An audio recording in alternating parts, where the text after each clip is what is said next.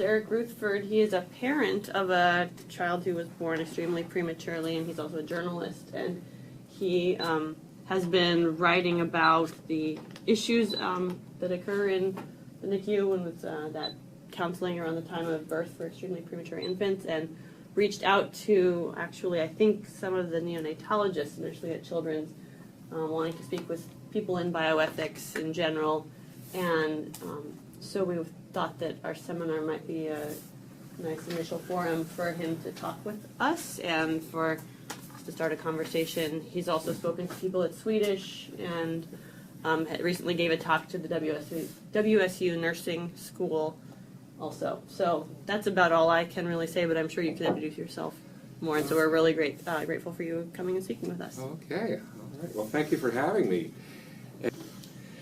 Well, I'm just going to start my presentation now with a video here. I've got him off the dopamine now. That's what Mary was saying. So that means his heart is keeping his blood pressure up at the right level by itself. Okay.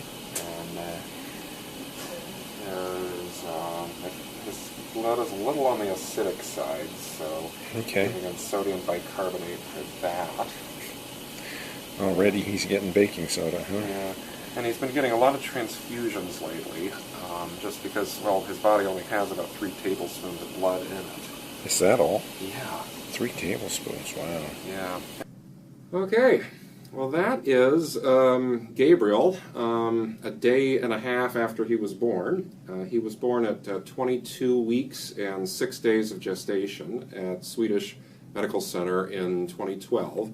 And the 2 voices there are mine and my father's, and we're discussing, I'm telling my dad the various things the neonatologists and the nurses have told to me about his care and what's going on with him. So how did we, yeah, I think we're good with IT. It seems to be working, so how did we get to this point? Well, first there was cervical funneling discovered at 20 weeks at an obstetrician's appointment at the 20-week ultrasound. They sent us home and just told Mary to take it easy on heavy lifting. Then at 21 weeks and 3 days of gestation, she started having cramping, and for a little while was thinking about going to the ER, but she said, well, we've got an OB appointment tomorrow, so we can just tell them about that tomorrow. And we got to that OB appointment, and she was discovered to be dilated 3 centimeters during that ultrasound, and so they stopped the ultrasound right away, and that was at Swedish Issaquah, and told us to get in the car and drive to Swedish First Hill right away. So the cramping had turned out to be contractions, which we hadn't really known to look for that, but that's what happened. And then we got to Swedish at 21 weeks and 4 days, and they told us that that it was a very difficult situation that we were in, and we began 9 days of time in antepartum there, several times offering to terminate the pregnancy, which we did not want to do, and then explaining to us the road forward from there with indomethacin, which is a very harsh cousin of ibuprofen that affects kidney function, but also did succeed in stalling the labor twice. And then the second time the labor restarted, we restarted the indomethacin, it stopped, and then the third time the baby was born. So at 22 weeks and 6 days at noon, we got antenatal counseling from a neonatologist at Swedish. At that point, Mary's water had not yet broken, so it was kind of not as immediate of a question what she would do next at that point. She had gotten the antenatal corticosteroids, the first of the 2 shots at that point, so we knew they were taking the attitude that birth was imminent, but we didn't know exactly when at that point. So he came and gave us some statistics on abilities. Of course, they were gloomy. I mean, there's no way to sugarcoat the state of a child at that point. And we were given four categories of statistics: of unimpaired, moderate to severe neurodevelopmental impairment, severe to profound neurodevelopmental impairment, and death. And he explained that 20% of babies born at 23 weeks and 0 days will survive, and of those, 30% will survive without impairment. And so that was quite sobering and even a little depressing, and it made us feel like 6% of a child could emerge from this. And it took us a little while to put the statistics into context, because yes, it's true that of the group, these are the outcomes, but your child is just one child, and that's something that took us a little while to understand at that point. This first doctor also told us some stories from his practice, which we did appreciate. He told us a couple of stories from his practice, and explained to us that at 23 weeks is when you can start thinking about providing care or treatment. At 24 weeks, the chances get better, and then at 25 weeks, the child becomes an American citizen and has to be provided care, which we later realized was kind of a reduction of some other policies and ethical attitudes. There's no actual legal citizenship line in there. The 14th Amendment doesn't have a gestation clause in it, I'm pretty sure. And he told us a story about a 26-weeker some years earlier, and the parents had not wanted care. And explained that he felt that he had to go against the parents' wishes and did resuscitate that child, and the nurses were unhappy with him for having done it because he had gone against the parents' wishes. And then he said, and then ended the story by saying that child is now an honors student, and so is kind of a sobering It was a story that told us about one aspect of outcomes that could occur. He also told us that it was considered not ethical to resuscitate before 23 weeks and 0 days of gestations, and then added that some hospitals in the South might try it, which I didn't really understand what that meant. And also, we didn't, with the statistical categories we were given, we didn't fully understand what the categories really meant. We were so new to this, we had to ask to find out that profoundly disabled was worse than severe, because it was, in our regular lives, when do you use severe and profound? We don't. And so, one of the things we were wondering about is, okay, it's a moderately disabled child. What is that? And is it that he can't talk, or is it that he's going to have trouble picking up objects and be slower than the other kids his age? And we didn't really get any kind of a sense of what that was at that point. Then at about 5:30 or so, some friends had come to the hospital, and we were going to watch The Princess Bride together, and her friends from her folk band that Miri plays in, and we were going to have a nice relaxing evening, and those friends had been there for 5 minutes when Miri's water broke. And so they hustled back out to the parking garage after a very brief visit, and then we got a second doctor at that point, neonatologist coming, and he said, I don't recommend that babies should be treated at this stage because the results are so poor. If you give birth after midnight, I'll be the one who comes and does the resuscitation, but my heart won't fully be in it. And it was a really brief antenatal counseling from him. He was the one that was on call for that night, and so we had to, he was our guy, and he was Of course, we were very, very stressed to begin with because we knew our child was in extreme danger. There was no doubt of that. But then we had this additional question of, gosh, can we make it to midnight? Is this guy going to show up? Is this guy going to do his work? Does he really think he knows better than us? In the end, Miri delivered at 11:20 p.m. The doctor did show up. He did provide the resuscitation. And then some months later, we found out that this recommendation of not providing resuscitation before 23 weeks and 0 days was in line with the accepted national standards at that point. That the AAP's resuscitation guidelines did say that 23 weeks was the lower limit of when care or treatment should be provided.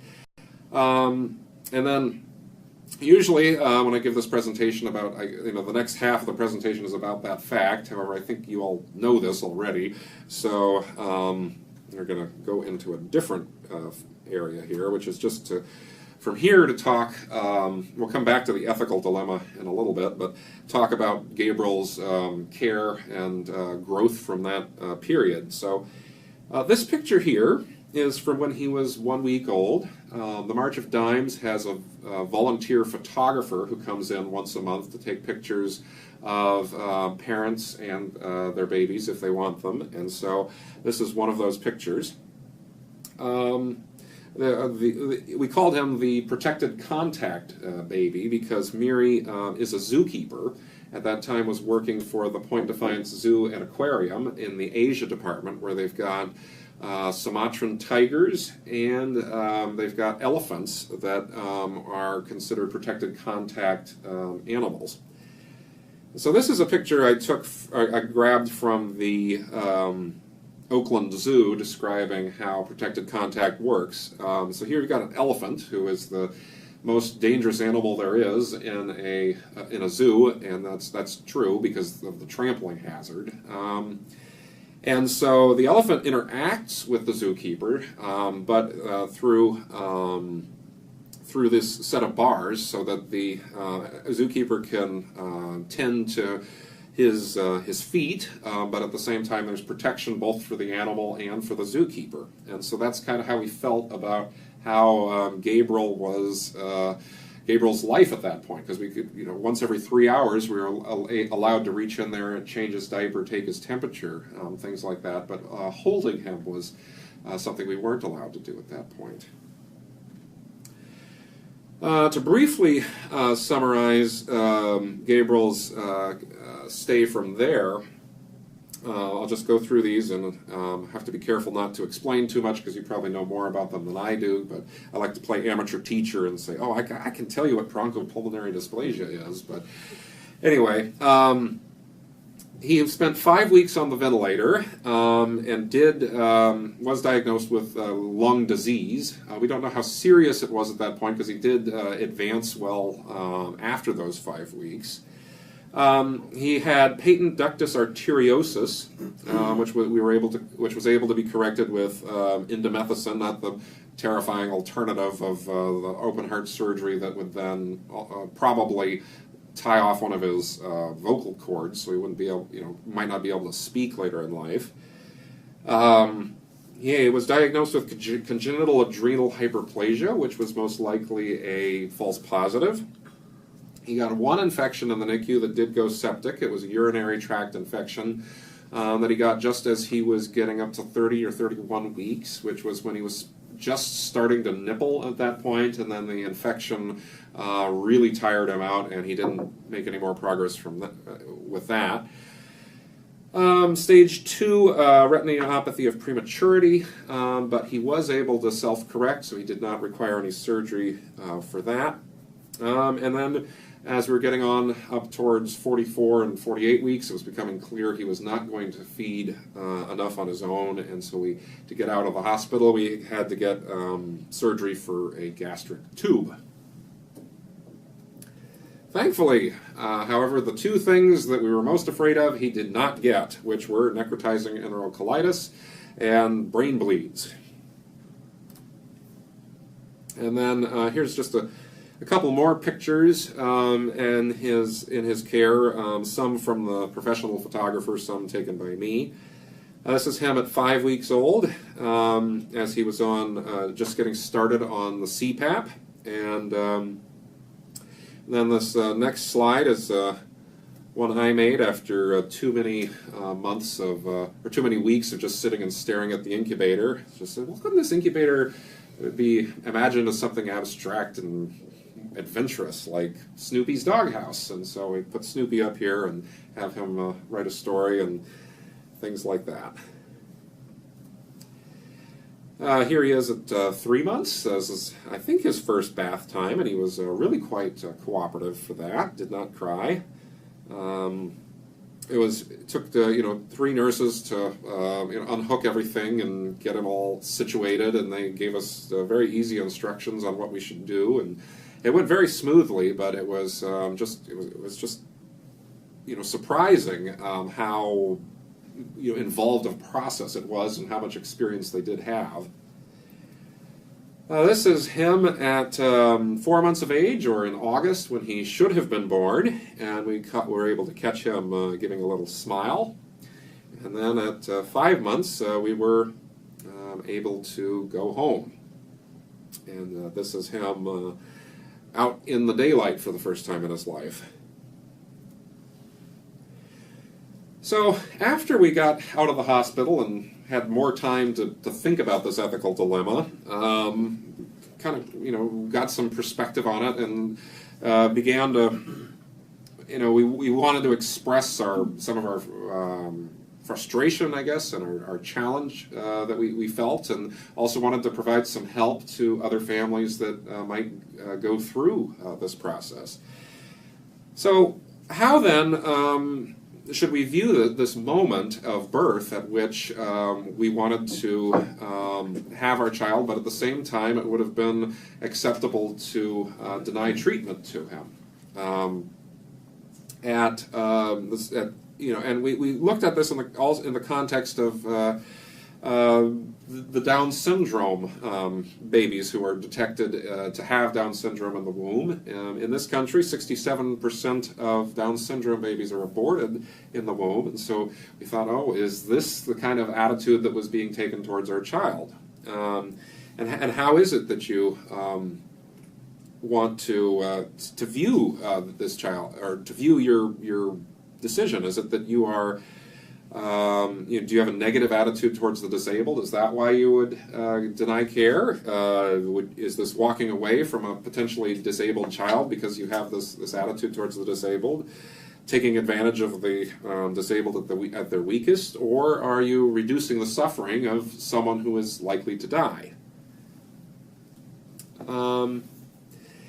If you consider this in the context of adult care, if you take this dilemma and move it to adults, you could consider two examples. One, a breast cancer patient with a 30% chance of survival, but the doctor says, sorry, it's just not worth it, we're not going to provide treatment.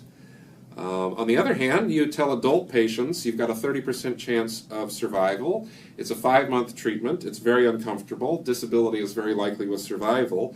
Would they all say yes?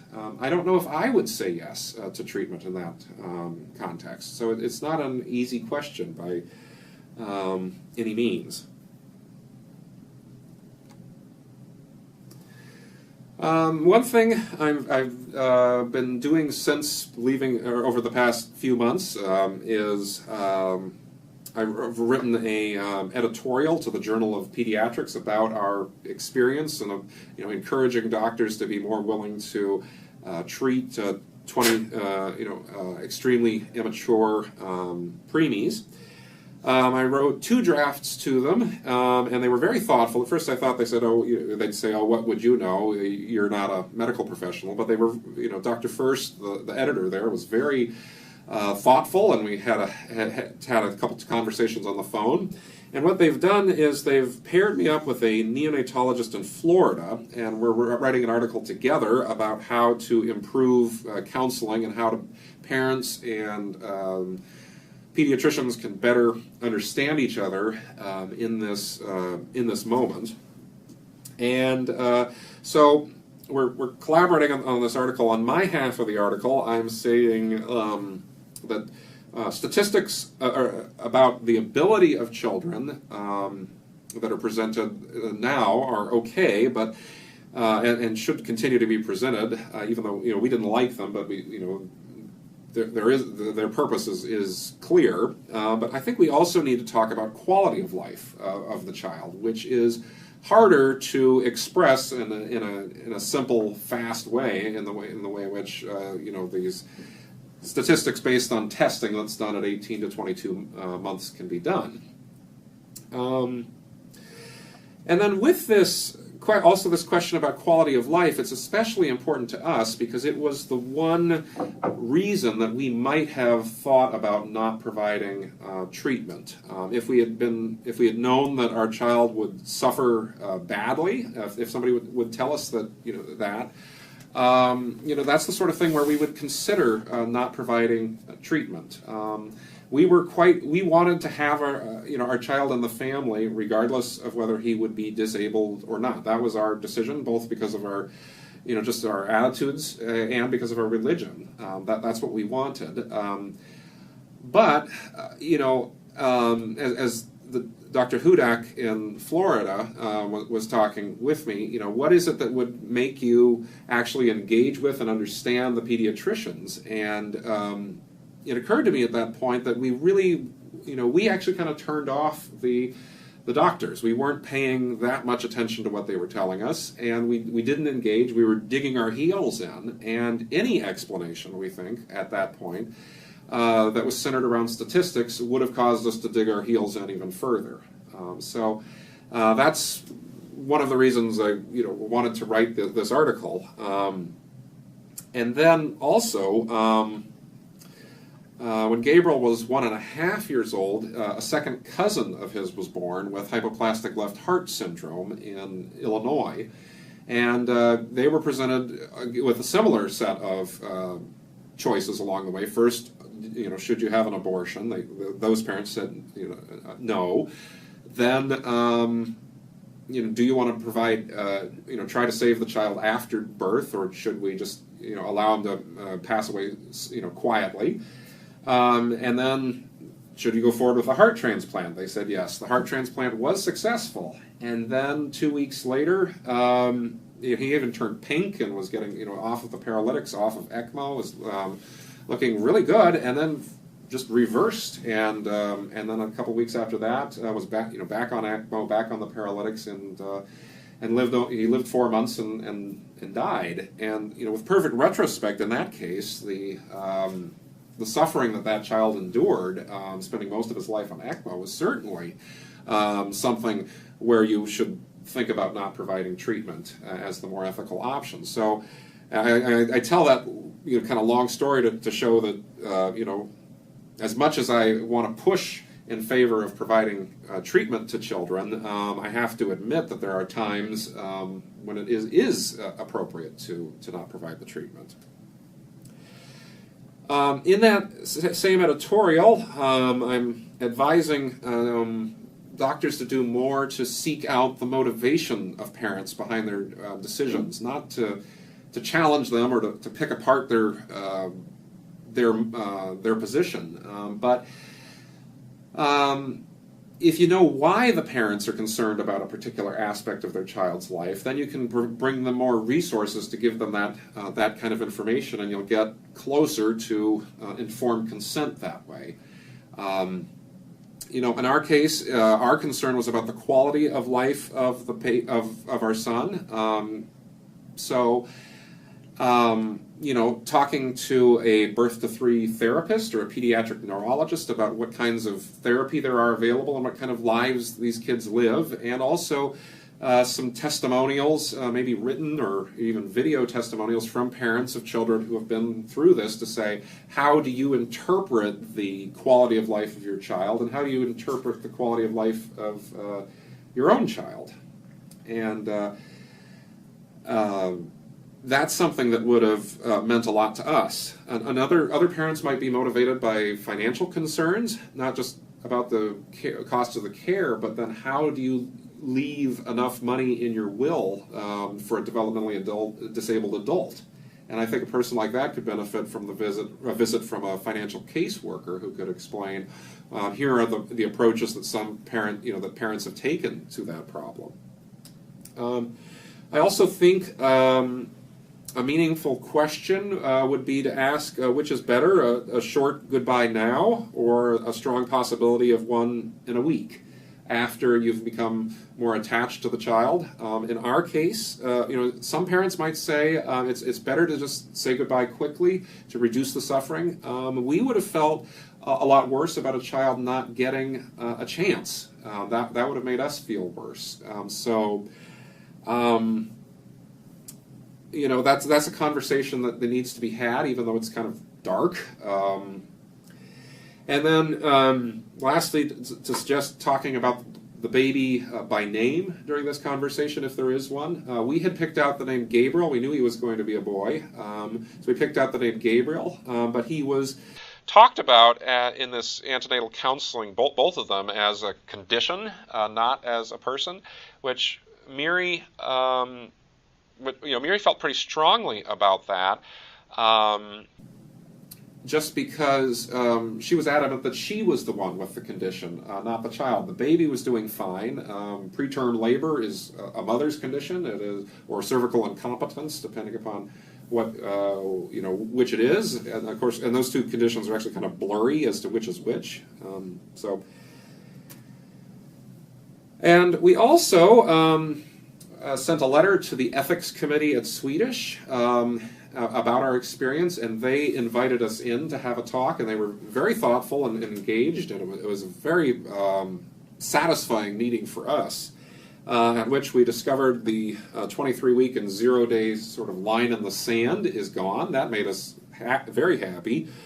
They told us, they were sorry that you felt pushed, but some families really are looking to let go at that point. And so how do we, they asked, how do we talk to both groups of families without introducing bias and without, trying to push them one way or the other? My suggestion for an opening phrase is, your child is welcome in our nursery, because that was the one thing we were afraid of, is that nobody would take our child. And it's not like, getting thrown out of a daycare, which has actually happened to us a couple times.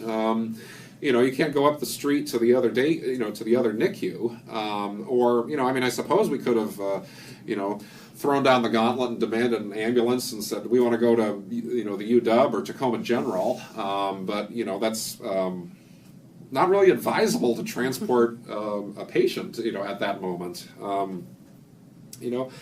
What they told us is that the decision, after it's been settled on by the doctor and the parents, needs to be fully supported, and they said, and we didn't do that in this case, and we want to apologize for that, and that made us feel a huge deal better.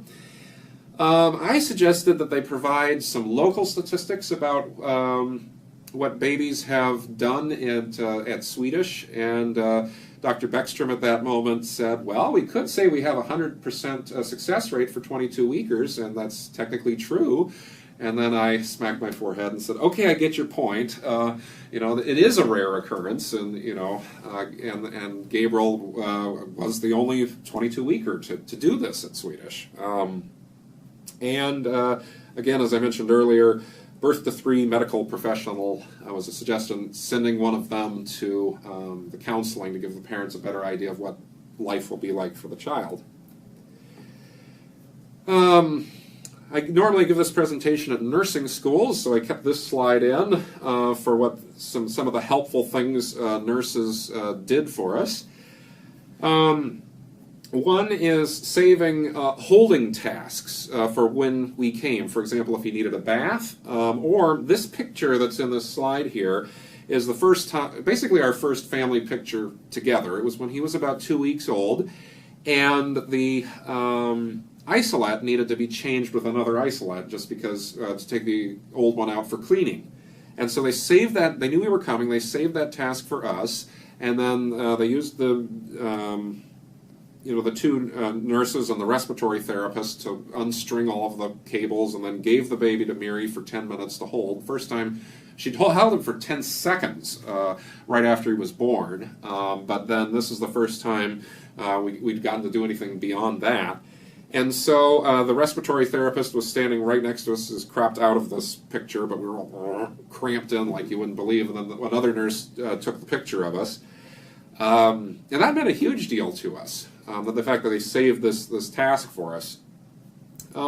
It also helped when they used neutral words for his condition and his behavior, such as he's acting his age when the DSAT alarm goes off, because the DSAT alarm is something you learn to hate really early when you're a NICU parent. And you're like, you hear that bong, bong, bong. It's like the baby's asphyxiating, the baby's asphyxiating, the baby's asphyxiating. And, and that's technically true, but you don't need the nurse to tell you that. Just, he's acting his age.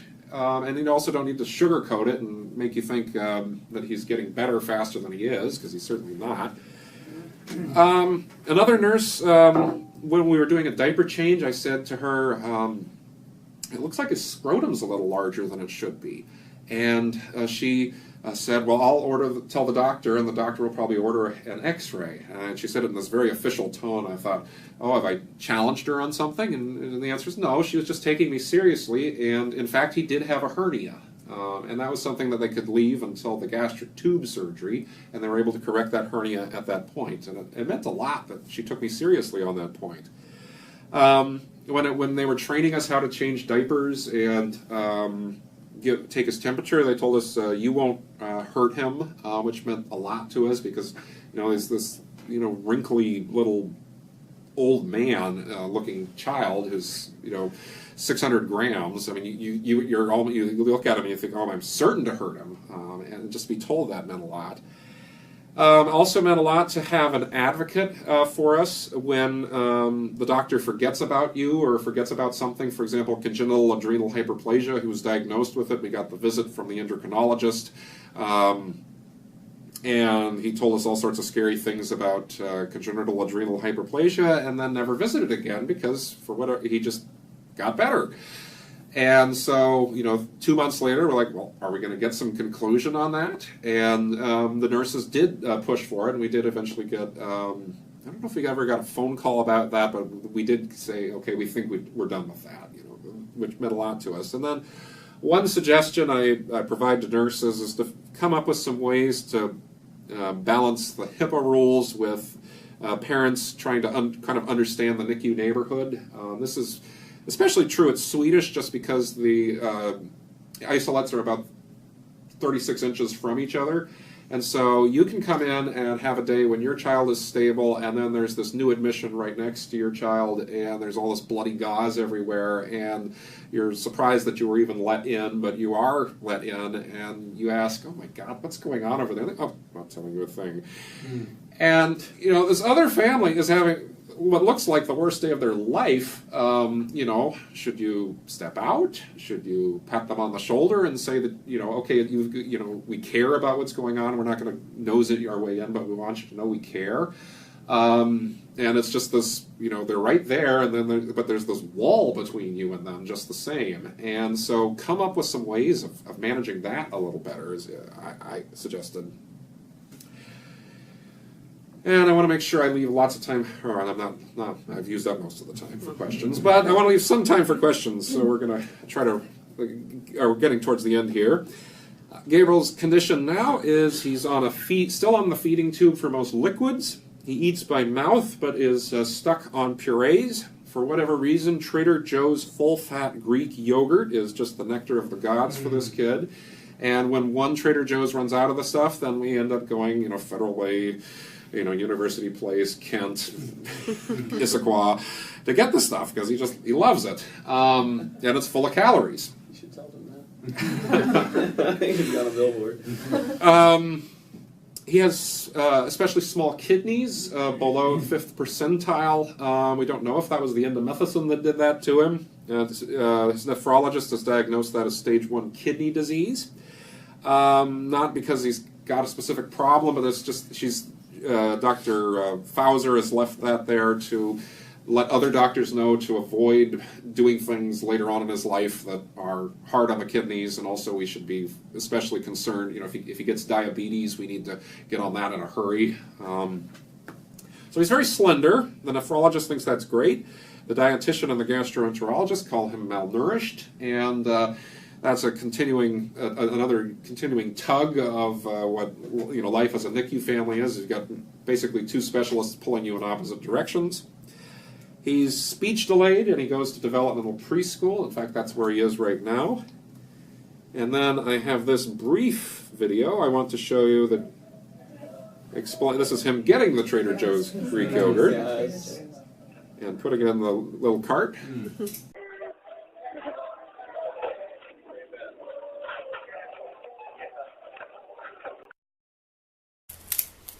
You're a very smart boy. No, I am not. I am a mad boy. What does that mean? Hey, I am a mad boy. Oh, I don't think you're a mad boy. You look like a happy boy to me. No, I am not happy boy. I am a mad boy. Now that's, oops, well, let's go to the next slide. And that's the end of the presentation. I'm just going to leave this up. And then I also have these, I have an email newsletter that I send out like once every 2 weeks to describe how the book is coming and things I've learned and things I'm doing on the topic of preemie advocacy.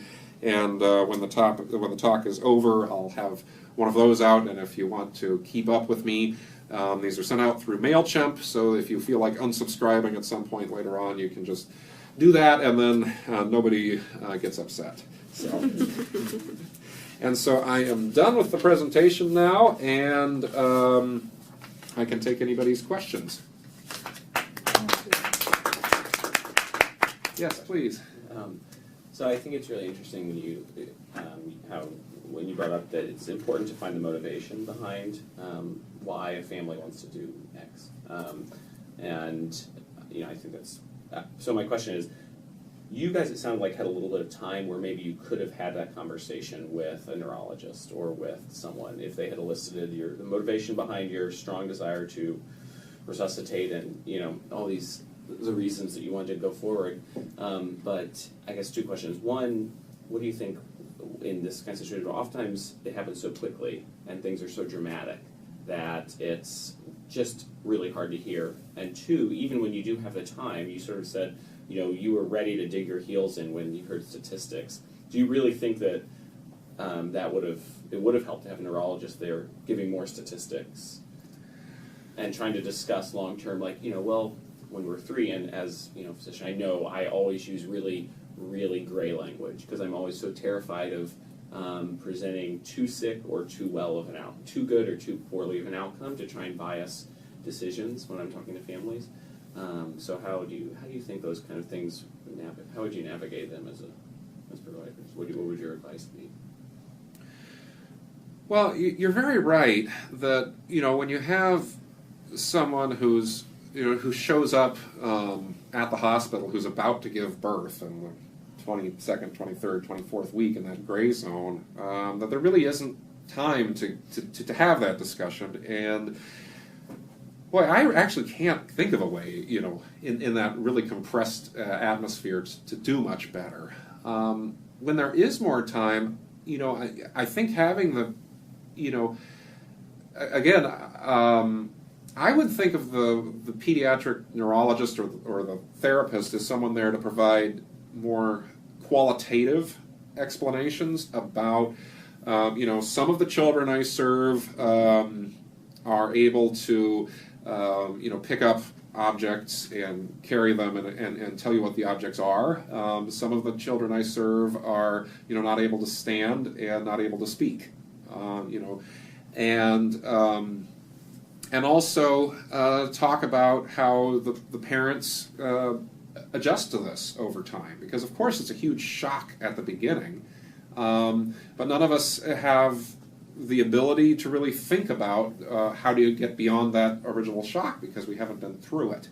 So, to talk about how you interpret the idea of a relationship with a child who is profoundly disabled, I think would be helpful too. And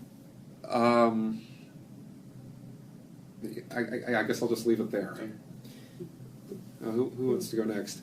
Well, along those lines, one of your suggestions was more discussion of quality of life kinds of information, and I think that makes a lot of sense, but as a provider, I worry about framing that I still bring to any conversation how I tend to view a particular outcome, and I think that any provider could provide the same information with two very different tones, where your child is going to have speech delay and need all sorts of extra education or whatever it is, or the child might be blind, and you can say that very darkly, or you can say it with a very optimistic tone, and so I don't know, and I don't know if you have any ideas for how quality of life information can be provided in a unbiased way.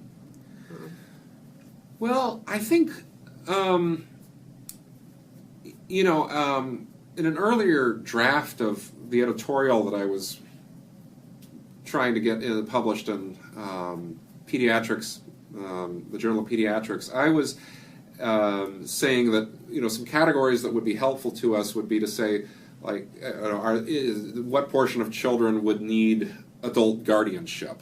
What portion of children would need are going to be, experiencing a lot of discomfort? What portion of children are going to have disabilities they can manage on their own? What portion are going to be able to catch up? And then the doctor in Florida that I'm collaborating with says that's just impossible, given, the kind of studies that would be needed to get that would be really, really hard. And so I'm like, okay, let's back away from that. But I think those categories that I just expressed can be useful to say, some of these children, have these additional challenges, and they are eventually able to go to school. Some of these children are not able to go to the neighborhood school. Some of these children will have to go to a school for the blind. Some of them will be able to manage their disability. Some of them will be unimpaired. And so, I don't think you actually need to be that concerned about how cheerfully or badly what tone you use to present a disability, because hearing blind child as a parent, like that's pretty shocking just all by itself. Doesn't matter how cheerful you are when you say it. So in our case, we felt like they were trying to convince us that our child was in extreme danger, and well, we've known that for a week and a half. Why do you keep hammering on that point? And so I think once that's been established, just kind of get past it, and that there is this extreme danger, and here are some of the things we can do, and here are the outcomes, and I guess one of my biases is that I think parents that are wanting to let go and not continue with treatment, I think they will tell you that themselves, and I don't think they'll feel pushed by a doctor who is overly optimistic about what living with blindness is like. But again, with that last part of my answer, I'm talking out of my experience range, because our child had an excellent outcome. I should I should admit. So. Were you surprised that the first time you received counseling in that antepartum period was 9 days into? Yes, I mean it was this. Question on our minds is, okay, what do we do next? Where is the next department? I didn't even know, the acronym, they call it, they say NICU. I was calling it NICU at that point because, why not? And I thought it was called the nursery. I didn't know that it had a name, the NICU.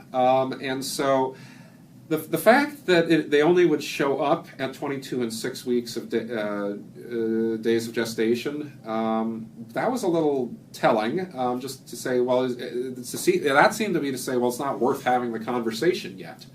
Let's just leave this as leave them believing that the child cannot survive outside of the womb, and that there isn't anything that can be done. And in fact, that's what we were told, and a couple of times during, the second time that labor restarted at something like 22 and 3 weeks. We had a perinatologist who was there with us, but she didn't say a thing about resuscitation at that point. And knowing what we know now, I kind of wish they had.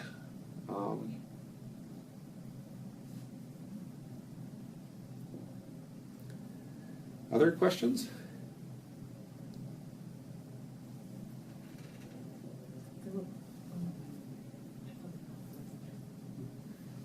Anyone? Any questions over there? In the main or in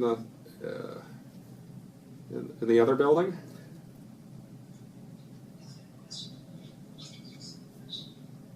I actually have a quick question. So it looks like you're doing a lot of sort of advocacy work now. Are you talking with other parents of preemies who've made both decisions, or how are you going about that? Well, I've been involved with a group called Preemie Babies 101, which runs a preemie parent blog site. And so I talk with those parents as I'm creating blog posts, and they're also writing about their experiences. And I've talked with parents who have had the whole range of experiences, from the doctors who told them that there would be no care, and in fact one woman in Kentucky at 22 weeks wanted care and couldn't get it, and the baby breathed for 3 hours and then died.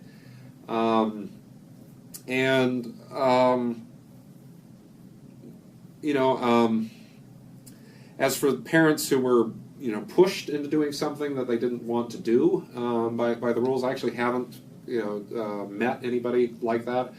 I did read This Lovely Life by Vicki Foreman, which Dr. Gentry told me about, and I actually hadn't known about the book at that point. That book was a real eye-opener to me, both because of the fact that the 23-week twins, doctors going against the parents' wishes, and then also at the ending, it was the gastrostomy, which we thought was one of the good guys of all of these procedures. The gastrostomy was the thing that the scar tissue from that was the thing that ended up killing the child, and that cost me several hours of sleep that night, just because I thought, he's still got this thing, and is there scar tissue? And so we've got a gastroenterologist appointment tomorrow, and so I'm going to be the panicky parent asking the irrelevant questions. Could this happen to my child? So I mean, it is possible to be paternalistic towards parents in the other direction, to say you have to go through this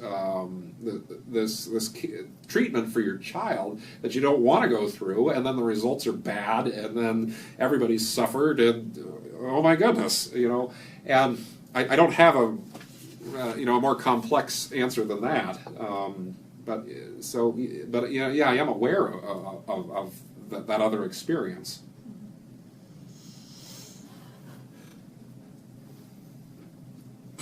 Thank you.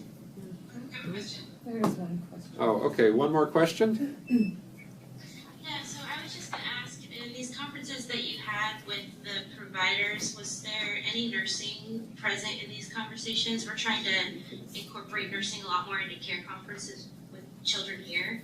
So I'm just wondering that, and also the perspective that you got from from nursing with your day-to-day interactions and stuff. How did the nurses treat you in particular? That did they give you insight to their opinions, or were they just kind of closed? And you mentioned a couple situations what you appreciated from nursing, but I'm just sort of wondering the general feeling you got from the nursing perspective while they were taking care of your child. Okay. Well, with the antenatal counseling, I don't actually remember the nurses being, speaking a lot in that meeting. We did get the impression, though, that, behind the scenes they were talking to the doctors about what they had seen and what things we talked about and things we cared about. And then, with the nurses, we had the primary nurse and the associate nurse taking care of Gabriel, and they were the people who we saw most often in the NICU. And that consistency of seeing those people, more often meant a lot to us because they. The neonatologists, I think, were working like 24-hour shifts and would sleep at the NICU, and so you'd see them once, and then the next day they'd be there, and then they'd be back, and then like 3 weeks later you'd see that neonatologist again, and so you didn't have a lot of continuity that way, and boy, I'm trying to think of a good suggestion I could make for what. I suppose with the nursing, things nurses could do is just to watch the sort of the pace of the family in your own interactions and observations, and then if you've got a doctor who's going too fast during antenatal counseling or being a little too pushy or on the wrong topics that that are not the primary topics that the family cares about, I think at that point the nurse could be a very helpful and an important person to reorient the conversation onto the things that you've heard from the family. So is that helpful or? Yes, very. Okay. Wow. Any other questions? Okay, well, thank you for having me. And again, I've got a little sign-up sheet here where you could